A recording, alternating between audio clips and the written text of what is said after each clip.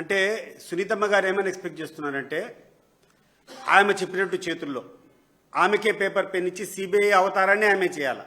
మీరు సిబిఐనే తప్పులు పడుతుందన్నారు. సిబిఐనే కాదు, సుప్రీంకోర్టు కూడా తప్పులు పట్టింది ఆమె. మీరు ఒకసారి స్టేట్మెంట్ చూస్తే సిబిఐతో పాటు సుప్రీంకోర్టు కూడా ఆమె తప్పులు పట్టింది. ఇప్పుడు ఎంక్వైరీ చేసేటువంటి అధికారం ఆమెకే ఇవ్వాలా, తర్వాత జడ్జిమెంట్ ఇచ్చేటువంటి అధికారం కూడా ఆమెకే ఇస్తే తప్పితే ఆమెకు సాటిస్ఫై అయ్యేటువంటి పరిస్థితి కనపడంలా. బహుశా ఆమె ఎక్స్పెక్ట్ ఏం చేస్తుందంటే ఆమె చెప్పినటువంటి వర్షన్ అందరూ ఎండార్స్ చేయాలా, ఆమె పాత్రను ఎవరు అనుమానించకూడదు, ఆ తర్వాత వేరే వాళ్ళని అందరినీ పక్కన పెట్టాలా, ఆమె ఒకరిని టార్గెట్ చేసుకుంటే వాళ్ళకి శిక్ష పడాలనేటువంటి ఆలోచన స్పష్టంగా కనపడుతుంది కదా. ఇప్పుడు క్లియర్గా దస్తగిరి స్టేట్మెంట్లో దిస్ ఈజ్ దస్తగిరి స్టేట్మెంట్.